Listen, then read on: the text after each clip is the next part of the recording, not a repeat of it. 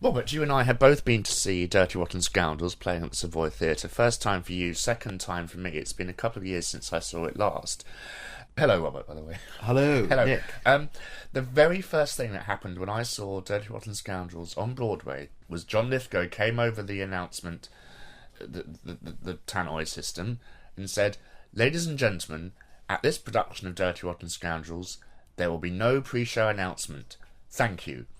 Thus setting you up for a very funny evening, and we didn't get that in London. My impression was a lot of the humour was lost in the London production of this musical. I'm not a great fan of the piece. I have heard the score before on CD, and I have seen excerpts from the Tony Award with Norbert Leo Butz and John Lithgow.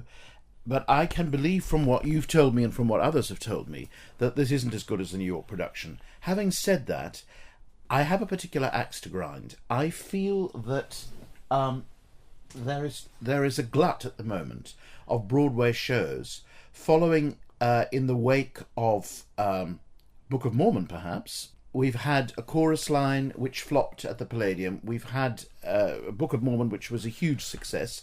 I love Book of Mormon, but I think it's overrated. I really don't think it should have won the best musical at the Olivier Awards. Scottsboro Boys is a far better piece.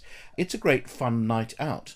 However, I think Dirty Rotten Scoundrels is a formulaic show. I think it was a bit dated when it came out, making, I think, a 1987 film into a musical in the late 1990s. It was mid-2000s, I think. Oh, early 2000s. Yeah. Well, then it really was dated already.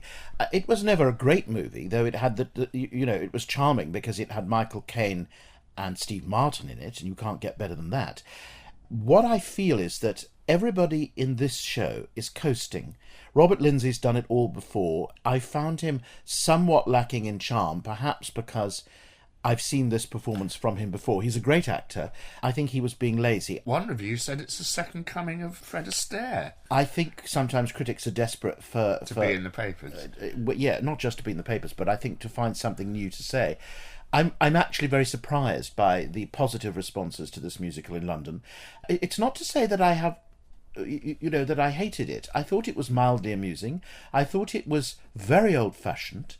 I thought for a Broadway musical comedy today, post the producers, post the Book of Mormon, for us to see this sort of musical today is a throwback.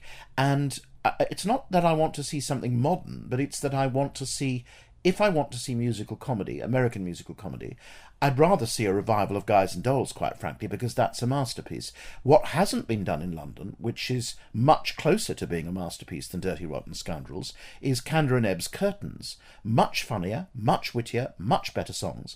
I think the score is indifferent. I think the jokes are, you can tell them coming from a long time before they come. I think the performances are charming. I particularly liked Samantha Bond and I think it's Robert Marquez, who played the secondary couple. I thought they were charming. I thought that Samantha Bond is, in a way, a real star. She doesn't need to project fake bonhomie. She's funny and she's charming and she's witty and she acts for real. I felt that actually the two leads were required to do too much shtick. I thought that Robert Lindsay's performance was all shtick, and I thought that was disappointing because we know what a great actor he is, and he could have been so good. But then I don't think either the musical or the way it was directed demanded more than this, and I think that's the disappointing thing.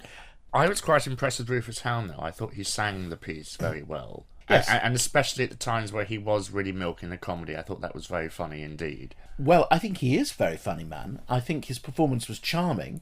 I don't think he's a great singer. I think he copes more than adequately with the demands. No, what he said to us, he'd never done anything like this before, and that's why I was impressed. Absolutely. I think he copes very well with the demands of the role. He doesn't have to sing better than he does. He does everything very well. At least this is not a performance I've seen before, and so I thought that I would sort of recommend his performance. I would recommend Samantha Bond and Mr. Marquez. I think it's an entertaining night out, but it's a lazy form of entertainment. I think audiences going in search of a follow-up to their great evening out at the Book of Mormon are going to be disappointed. It's not that kind of show. It's not that witty. It's not that sharp. and quite frankly, it's very, very old-fashioned. I also... But yet it's set in the modern day. This is what jars me with the piece, is you think you're in 19... I think one critic or something described the show as retro European chic. And you're Well, I didn't find it European, and I didn't find it chic. No, but it's certainly retro, until the Rufus Hound character appears, and he sings this kind of hip-hop number referencing Obama and all this kind of stuff, and it's kind of, what? So we were in the modern day all along, but Europe doesn't nowhere still looks like that. Yes, that's what I don't like about the show, because I think it's been put together in a very cynical way, just for laughs. I think a really great musical comedy takes a period, finds the music for that period, the appropriate music. It may not be absolutely in period, but they find a style of music. And if you think about why the great musical comedies are so great, it's because they are consistent to the world they create. This creates no world. I never believed I was on the south of France. The story tells you that. I never believed the music was like La Cage aux Folles. The music does sound a little bit like the music you'd hear in a tacky bar or nightclub in the south of France in a certain period. But I didn't know, quite frankly, what period it was. Was it supposed to be the period of the film, 1987? Was it supposed to be contemporary? It didn't seem contemporary to me, because a lot of the songs were very old-fashioned. Was it supposed to be retro in some other way?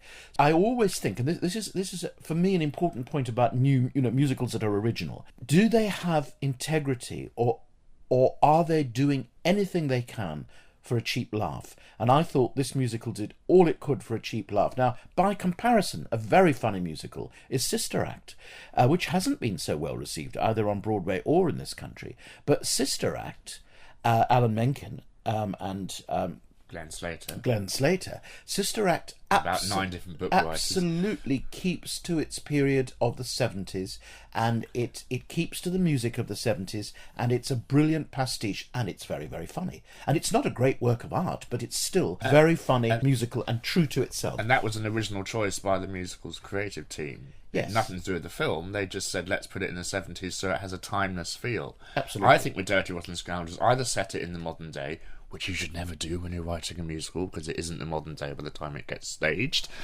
or set it in the past. And it seems they tried to do both, and both of them seem a little too far away.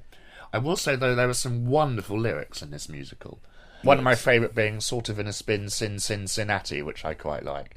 David Yazbek is very good. Did you ever see the Full Monty, Robert? Yes, I quite enjoyed the Full Monty. I didn't quite understand why they Americanized it, but except for an American audience, because it's much better in the English version. But the Full Monty is coherent to its world. It's set in Buffalo, New York, or somewhere like that, upstate New York, and it is consistent to its world. This wasn't. The other disappointment I thought about this, while we were on disappointments, was I was expecting this to be, in a sense, in the tradition of Legally Blonde, because Jerry Mitchell was connected with Legally Blonde. Legally Blonde, I thought, is much better, more one of the best sophisticated. musicals of the last 10 years. Very original and rightly praised in this country. Why the critics have gone gaga over Dirty Rotten Scoundrels, I don't know. Do you think Mormon has had an effect on the British opinions on American musicals? Because they loved Dirty Rotten Scoundrels, they love Book of Mormon, they love Legally Blonde. Do you think we're more welcoming to them nowadays? I think it's just that America has become more aggressive in marketing musicals since the success of Avenue Q. In London, a different kind of success with a different kind of audience. But I think the 9/11, the post 9/11 glut of musical comedy in America started here with the producers, and then Avenue Q. Now, it hasn't always succeeded, because Thoroughly Modern Millie failed totally here, and that's part of that. And so did Drowsy Chaperone. It didn't even run, even with Elaine Page, didn't even run 3 months in London. But I think American musical producers find that it's cheaper to mount a show in London, and once they've got the product up and running in New York, they have transferred a lot of shows to London, and it's hit or miss. I mean, Chorus Line was a total disaster, and one could have seen that coming. But I think with this, they've luckily found a success. I think possibly at the moment, the public are ready to give a chance to new American musical comedies, because Book of Mormon is such a huge hit. And also there's the fact that for the Americans coming here, it's cheaper for them to see Book of Mormon than it would be on Broadway. That's true, but that's because Book of Mormon on Broadway is priced outrageously. Well, all musicals, I think, are overpriced, and I think that's because there are lots and lots of international wealthy mafia people in London. Were there any bits in Dirty Little Scoundrels that you did belly laugh at? Well, I thought a lot of the comedy with Rufus Hound was funny. I didn't think the show was witty, but I thought some of the gags were funny, and I thought some of the visual gags were funny, and I thought the performances were funny. The scenes that I most enjoyed were the scenes between Samantha Bond and Marquez, because I felt that was comedy based on real character, whereas the gags which are set up because we know the trick, we know that these guys are scoundrels, and once they're working together they're going to set up a series of heists. Well, the thing is that because you've been told to expect that about 20 minutes into the show, there's a law of diminishing returns, and so that every time that you have a repeat of a trick being played on somebody else, it's got to be really, really clever. And I thought some of them were clever, but I felt that the scene with the German, with the German guy, although the German accent, Austrian. Well, it could have been anything because the accent was so bad. Yeah. I felt that was a pity because it would have been nice to have a really funny Austrian accent, and Austrian accents are slightly different from German, because then we could have laughed at something specific rather than a generalised joke about German-speaking people, which has been done for so many times in the theatre.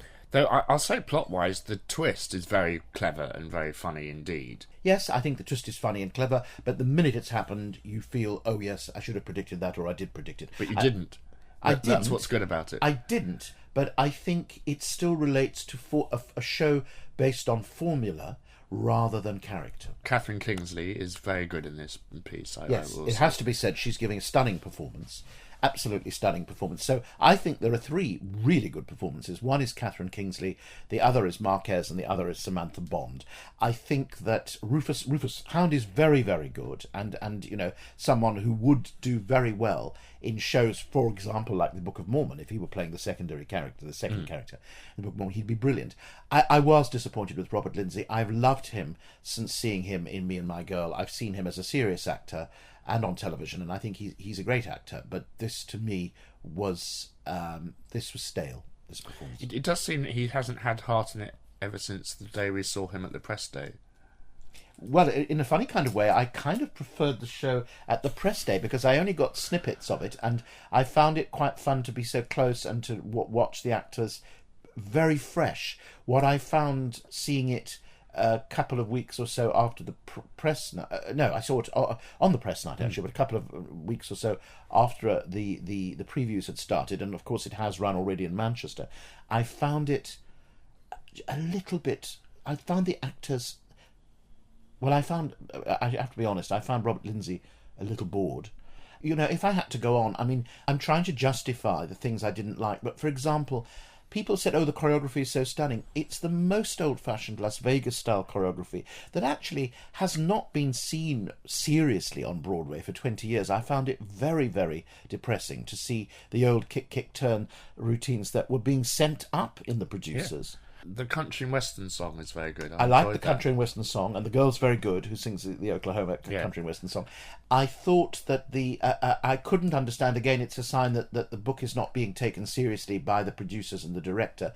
The fact that suddenly, for no reason, a chorus appears in certain scenes, I found that irritating. I found the attempt at the show within the show, or talking to the audience and talking to the conductor and talking, breaking the fourth wall, I didn't find that. I mean, that's so old-fashioned. I really thought that the fact that it tries to be clever and original and that audiences laugh at it just shows how little audiences have seen. Well, it's playing at the Savoy Theatre. Do go and see it if you haven't. The Robert Gordon, thank you very much indeed. Thank you.